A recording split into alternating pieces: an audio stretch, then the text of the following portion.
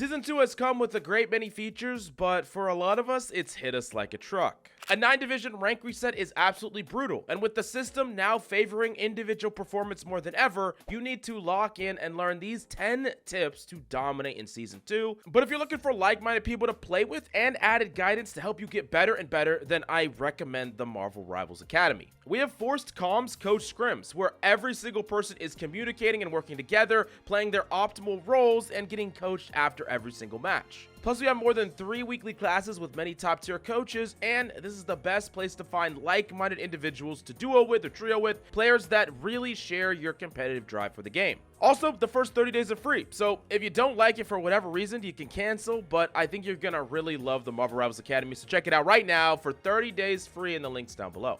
Now, the first thing I want to talk about is about the early season RNG. So it's really fun and exciting to play in a new season, but I want to warn you in advance, at the start of seasons for the first week or two, things are incredibly random. There's a lot that's going to change where people's mains are stronger or weaker, players are locking new characters that they don't know how to play, and there's a giant division rank reset, so it's really gonna be the Wild West of ranked for quite some time. I always say that the beginning and ending of seasons are always chaos, and this is no different. But this is what I really want you to do at the start of Season 2 as you're grinding your games. Number 1, learn your role in the meta. How does your character fit in whatever changes have happened? The new character, how does it interact with Emma Frost? How does it interact with what is popular and played right now? And how does your matchups change? So were there any changes about your character in particular? How does that character line up against other characters now? How does their matchups change? In what ways can you leverage an advantage or disadvantage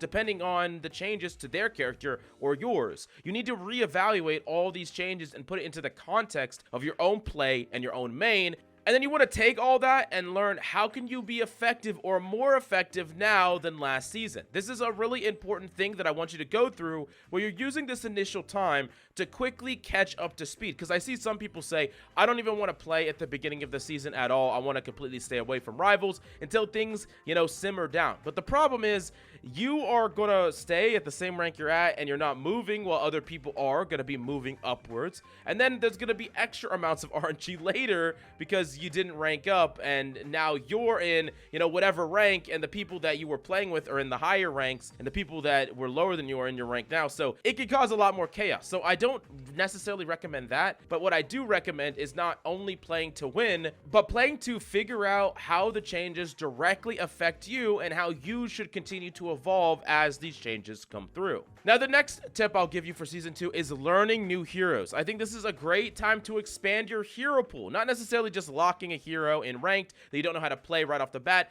but deciding what heroes actually complement the pool that you already have. I say that you don't want to have too wide of a hero pool, but expanding at a rate of 1 hero or 2 per an entire season is potentially reasonable, especially if there's something lacking in your game. So let me give you an example.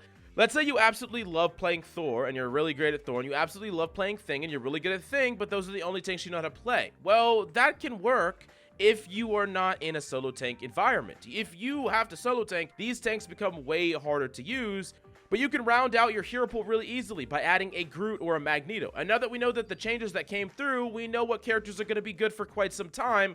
There's not going to be the fear of, like, at the end of last season, you're like, should I learn Groot? Oh, well, what if he gets super nerfed at the start of next season? Now you know that whatever you learn right now is going to stay with you at the very least for an entire half of a season and probably longer. So it's a great time to expand that hero pool, but I wouldn't recommend just meta chasing, only picking the best of the best characters. Think mostly about what characters you play and characters that are either good against characters that you're weak against or that further complement your overall hero pool to allow you some of these situations where it's hard to play your mains in, like the solo tanking example.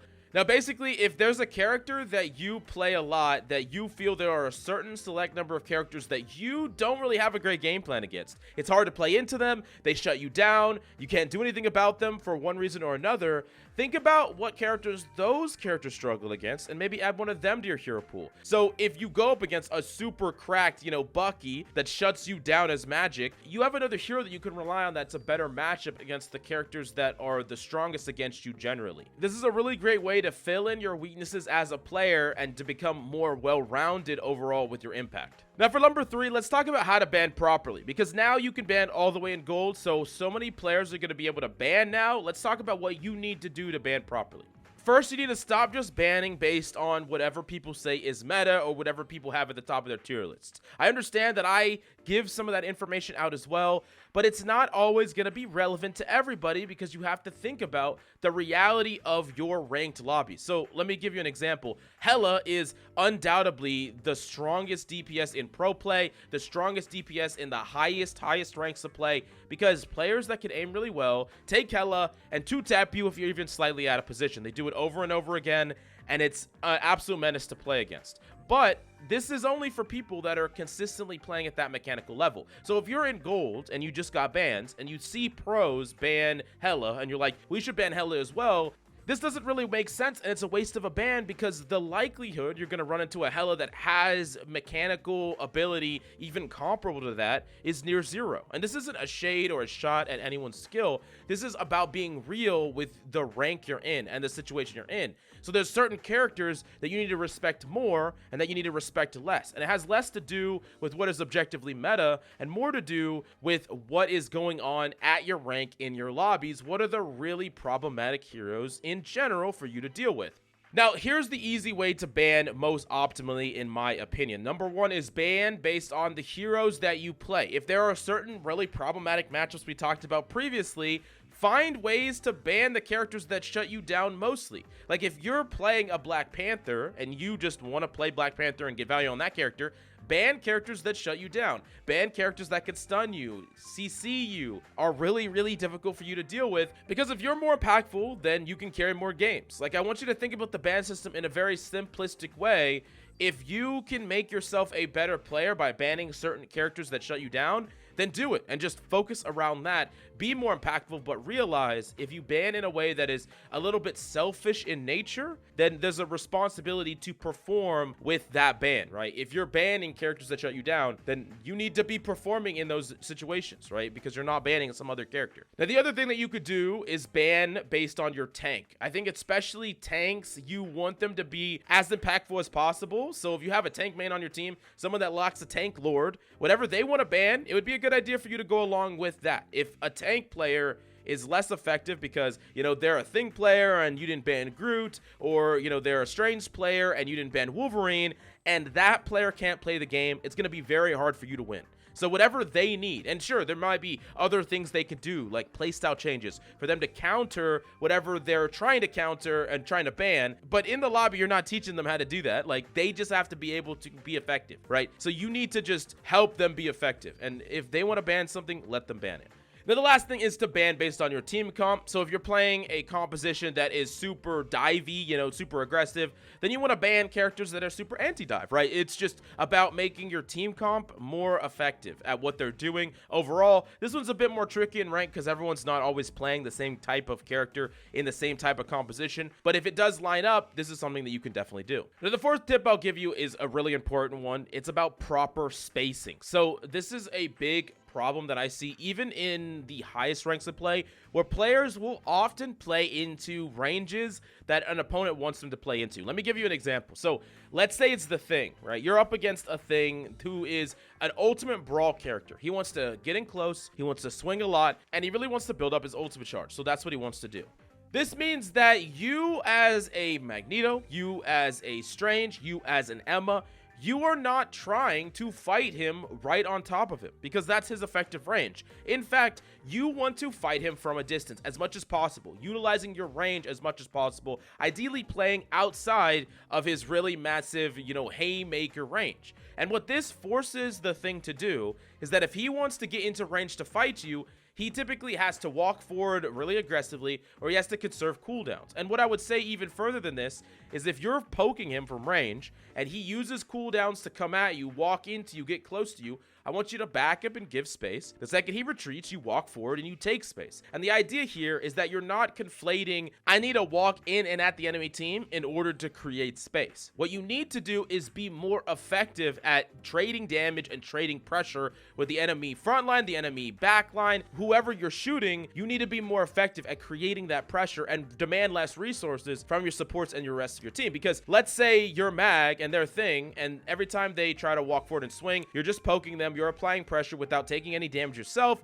and that thing is constantly needing to be pocketed because they're taking a lot of damage from you and they're not dishing any damage back. Not only are they not generating ult charge, but also your supports can prioritize pocketing your DPS so that they can create an advantage. So basically, by playing this matchup right and not forcing yourself into the ranges of characters you don't have to, you're creating more pressure for the enemy team and more advantages from yours. And this is a really important concept because it's not just true with, mag versus thing. It's true all over the place where there are characters that have optimal ranges that you can play in a better range for you. This is all about knowing the effective range that a character wants to fight in. Where are they most effective? Is it from long range, short range, medium range, right up to you? What is it? And is there a way for you on your character to create a basically difference in ranges where you're in a range where you're effective and not in a range that they are? This is another reason why, if you're like a Bucky, for example, you're not trying to pop shot a Widow from across the map because you would have to hit really difficult shots many times in a row in order for it to matter, but she only has to potentially hit 1 or 2 shots against you to burst you dead. So this means that you need to use your terrain, you need a route, you need to not engage her until you're in a close angle, a close range to her. And on the opposite side, she wants to constantly create that separation where even if her shots are easier to hit if she's closer to you, she doesn't want to get closer to you. She wants to keep her range because she's way more effective from that range than you are. So if you're wrapping around the right side trying to get a flank on her, she wants to be wrapping around on the left side, keeping that distance from you, constantly keeping that range, constantly keeping that advantage in her effective range from you. And basically what this concept is at its core is creating unfair duels. Like everyone just constantly talks about, I'm gonna win a 1v1, I'm gonna outplay this player, but what you can do instead of those things, or in addition to those things, is set up a situation where the opponents doesn't even have a chance to win the fight, or it's far harder for them to win the fight than it is for you to. If you could set these up all over the place, that's how you become a very consistent and consistently better player, because you're not trying to fight fair. You don't have to fight fair. And number 5, this is a mistake that I'm even guilty of. I think I'm guilty of all these mistakes, but this one more than most, and this is holding on to an ultimate even though I want to fundamentally swap the comp or swap what I'm playing. I think this is one that's hard to do where you're like, damn, I'm getting farmed over and over again as Groot. Wow, but I got ultimate.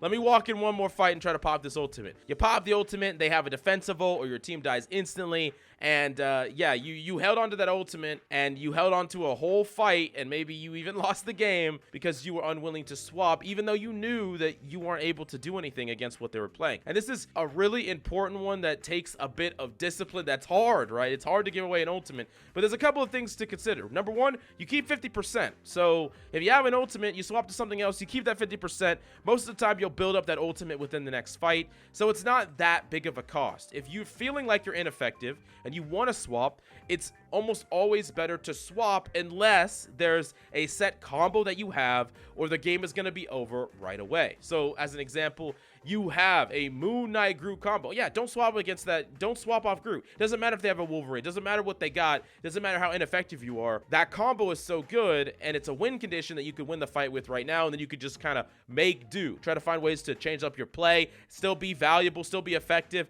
Try not to be shut down right away, and just try to make it work. But if there's still, 2 minutes on the clock, 3 minutes on the clock, you're going to have many more fights. Trying to just keep that ultimate might not be in your best interest because you could already be building towards something else, something new on a new character, building an ultimate from them, for them. Even if it sacrifices you like an immediate fight play, it's going to make your composition better and more stable. And we all know how sometimes when you're just ineffective, you're losing a game for so long, you make one swap to another character you play that just lines up better, has less counters, or isn't getting shut down as much, and now a hard game turns into an easy game. Don't make it harder on yourself. Fix the problem.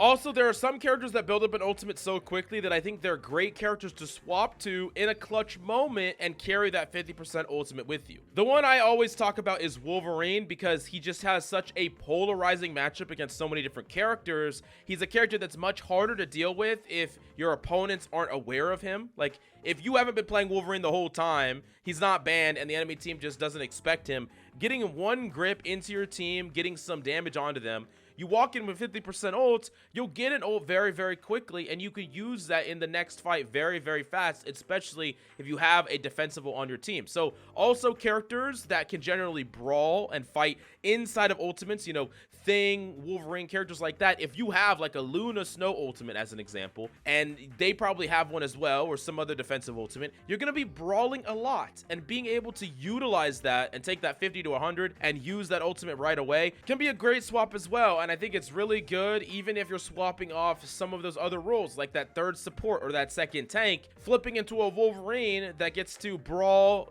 kind of come at it unexpectedly, and then combo into an ultimate can just win you the fight outright. And I think it's a really strong thing to do with that 50. Now for number 6, let's talk about countering dive. I am actually writing a super detailed counter dive video on this channel, so you're going to want to subscribe to see that. But let me give you the TLDR right now to give you some tips to stop losing to dive in season 2. So the first thing you need to understand is that divers have an uptime problem where they just can't wait around forever. Oftentimes they are ineffective completely unless they're actually in your team. Like an Iron Fist is not doing anything, a Spider-Man's not doing anything, a Black Panther's not doing anything unless they're going for a play. So they're sacrificing the constant uptime, the constant value for these super big spikes of value. And so what you need to do to beat that is to do the same thing. And what I mean by that is, don't just throw out your cooldowns. You need to save your cooldowns so that when they come in and they're trying to get a spike of value, you have a spike of cooldowns to rival it, to deny it, to directly engage in it. So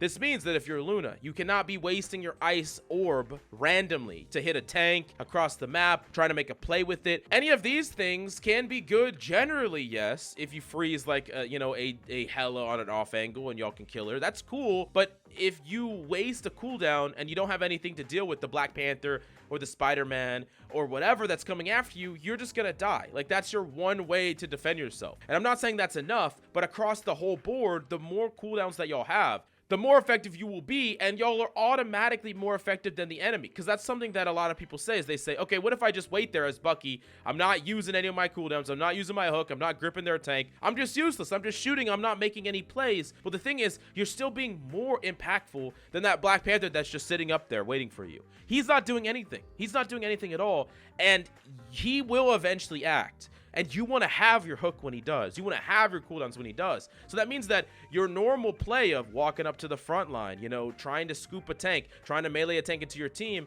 yeah, that's all well and good. But if they double dive your back line after you drag their tank into your team, and you don't have your stun, you don't have your hook, you are useless. Like, I'm being honest with you. There are times when you cannot engage in the default game plan because it wastes your cooldowns that you need to deny enemy team dives, to deny enemy team plays. Now, the number one way, though, the number one tip I'll give you, if you want to counter dive and you want to be good at countering dive, especially certain characters, you're like, dude, Spider-Man, I hate Spider-Man. I recommend playing these characters. Play Black Panther, play Spider-Man. I'm telling you, if you learn these characters just a little bit, you'll understand their pain points. The moments where they cannot engage well, the moments that if an opponent can interact in those moments, they'll just get completely denied and be useless. The more you play with a dive character, the easier it's going to be for you to shut them down consistently. So it's weird, but like, if you're really upset about a certain character, the best thing that you can do is learn that character, and I promise you it's going to be way easier to counter them. Now I'm going to give you some tips for each role for season 2, and the first one is support. And this is what I want you to focus on in season 2: creating advantage duels for your teammates. Sometimes I see this a lot, that supports have a problem with trying to do too much. Okay, they're healing their off-angling DPS, they heal their backline, they heal their front line, they go back to the DPS, they go back to the front line. They're trying to do everything, right? They're trying to heal everything, and it's an admirable goal to keep everyone topped up and keep everyone healed. But what I would rather you do is create plays or help create plays that deal with problems rather than trying to solve every problem. So this is kind of the way that I think about it. Let's say there's an Iron Man, right? An Iron Man that's constantly shooting at your team over and over again. Or maybe it's a Human Torch. And everyone's going to be crit. Everyone's going to be low. Everyone's going to be taking damage. And healing up everybody and constantly trying to keep everyone topped up is like scooping out of water out of a leaky boat. You have a boat that has a hole in it, and it's just fill it up with water, and you're taking your cup and you're scooping it out, scooping it out, scooping it out. Now, it can keep that boat afloat, right? But are you dealing with the problem? Are you patching the boat whole? No, you're not. The boat is going to eventually sink, because eventually if you miss one scoop, you're done. You're right. Okay, enough of the analogy though, but the problem here, it's not that your team needs healing, it's that your team is constantly taking damage from a threat that is not being dealt with. And what that really means is that if you have a Punisher or a Hela on your team, what you should be trying to do is create situations where that person is almost unfairly taken care of or helped, because they can directly deal with the flyer and force that flyer out, punish that flyer, or kill them. And this is the reality of a lot of these DPS players, is they're a Hela and they take it off angle to try to get one shot of the Iron Man. They do one damage to that Iron Man, or one shot.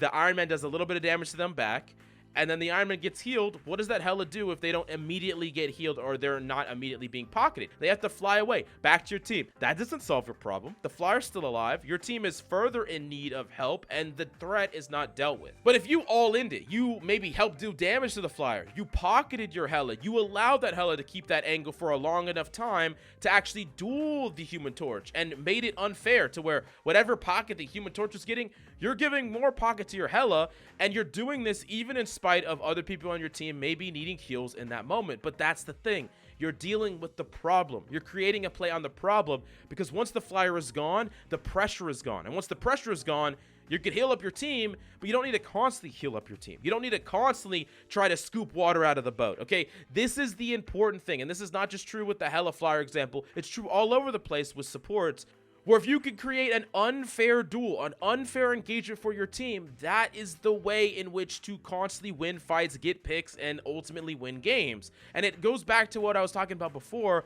with effective range, where it's not about fighting fair. Like, that's not what we're trying to do here. We're not trying to fight fair. We're trying to create very unfair situations where every time a DPS on the enemy team dies, they're like, dude, there's no way I can win that. He's being pocketed by the Invisible Woman. He has a shield in front of him. He's being pocketed, and the Invisible Woman is pulling me out of position. It's like, it's impossible to win that. That's what you should be creating over and over and over again. And I promise you, you could take some bum DPS and turn them into superstars and win games easily. Now, the next one is about DPS, and this is the biggest problem I see with DPS players that I want you to work on in Season 2, and it's the desire to constantly play make. I think DPS have this constant desire where they always want to go on a flank, they always want to go for a play, they always want to go try to kill people over and over and over again. And here's the problem. Sometimes you just need to live. Like, as an example, if you are a Psylocke and you're at 70% ultimate, and the fight is kind of, winding down, both of your teams are alive, they're trading resources, you might think, oh, I should go on a flank here. I should go for a really proactive play. I'm going to kill their support. We're going to win the fight easily, and boom, we win the game. But here's the thing. If you risk your life here and you die before you get that ultimate, that was a really easy route to a win condition that you just didn't play for. On the flip side, if you're a tank and you really desperately want to kill someone, you want to kill support, you want to go and punish somebody, going and pushing them can be the right play. But if your team almost has ultimates, let's say you're almost to a Groot ult and your supports are almost to support ults, you don't want to fight faster, you want to fight slower. You don't want to force an engagement, you don't want to make a play that the opponents respond to with their entire team, and the fight starts and plays out and you lose the fight. And if you're a tank, by the way, and you look at your team and both your supports have like 90% ultimate, several people on your team are close to ultimate, and y'all lost that fight when the opponents didn't fully initiate the fight, it's your fault. But going back to DPS players specifically, you need to understand that there are going to be moments that passivity is actually the correct thing to do. It's the correct way to play. Oftentimes you want to be playing off ultimates, and when they start happening, and playing to punish opponents that are over aggressive, not trying to go for these really risky plays that could risk your set team, you know, follow up. And another one is like, you might not even have an ultimate, right? You might not have anything. Maybe you're Black Panther and you're like, okay, I'm just going to go in the back line. I'm just going to go dive the supports. Well, you go in, you go really aggressively, and then you have to cycle out. You have no cooldowns, and then your Groot hits a big format, and no one in the enemy team dies. But if you were alive, if you were ready, if you had your cooldowns, you could have followed that up. You could have killed everybody. But because you constantly desire to play make, you weren't ready for these key moments. And so it's really important to be constantly aware of what ultimates are coming up, what plays are going to happen, and what ultimately is the win condition. But another question I get, though, for DPS players is, when is it okay to go for a higher risk play? When is it actually good to go for this, like, all-in, super risky, I'm Bucky and I'm flanking play? Like, when is that actually correct? Because there are times that it's correct. When is that true, though? These are higher risk plays, and I think higher risk plays are mostly correct when an opponent has a huge economic advantage over your team. So like, let's say it's last fight, your team doesn't have any ultimates and your opponents have some super powerful ones. Let's say it's like Groot and Moon Knight, free combo, they walk in, they ult, they win the fight, right? You cannot play passive here because they're gonna fight you, they're gonna force the fight, they're gonna use their ultimates, they're gonna wipe you.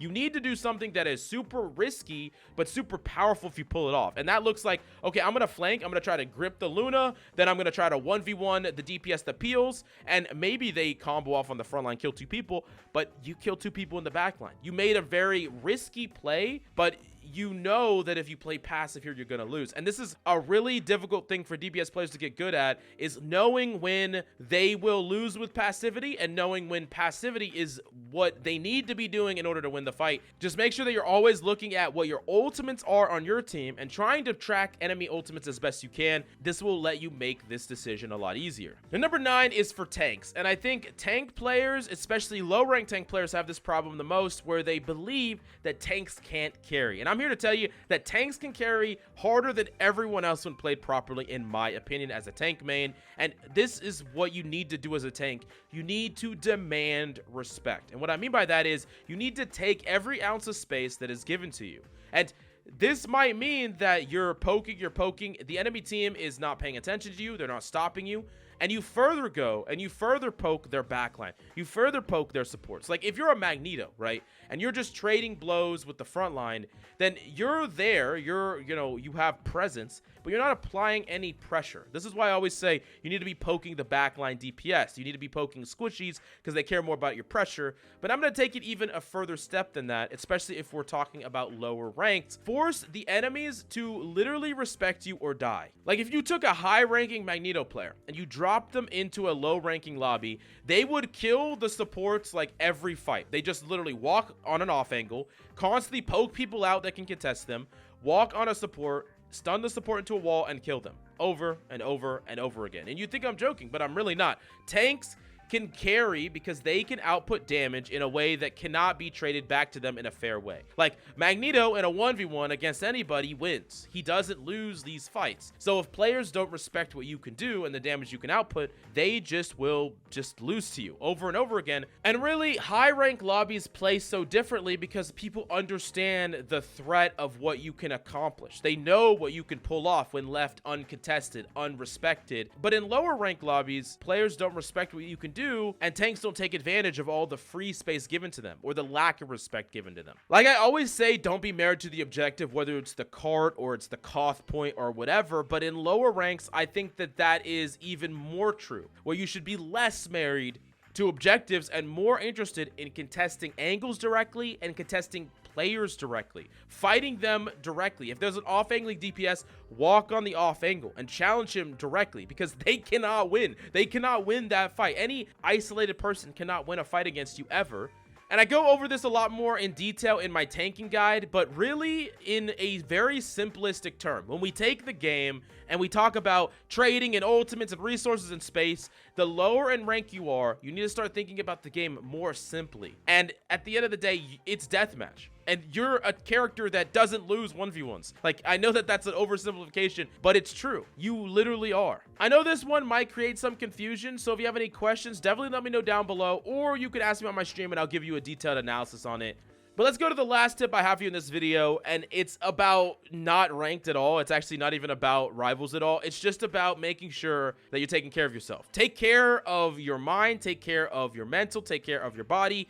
I know you want to grind. I know you want to achieve that new high rank, and you will. I believe in you, but make sure that you don't allow yourself to just, you know, forego all other responsibilities, forego your health at the expense of climbing. And yeah, I mean, at the end of the day, it is just a game, even though it's one that we want to better ourselves through, and I do as well. But I'll tell you, some of the times that I have climbed the highest in games is after a very frustrating play session where I am just really feeling, you know, shitty about not getting to the ranks I want to get to. I go do other things. I go hang out with friends. I go touch some grass. And then I come back and I just casually stroll to my all-time high, or to whatever I was trying so hard for. And you know, sometimes this is the best thing for you. Anyways, I hope you enjoyed the video. Smash that like, subscribe if you did, and let me know what videos you want to see next. We got a lot coming, so you're not going to want to miss them. Thank you, and I'll see you next time.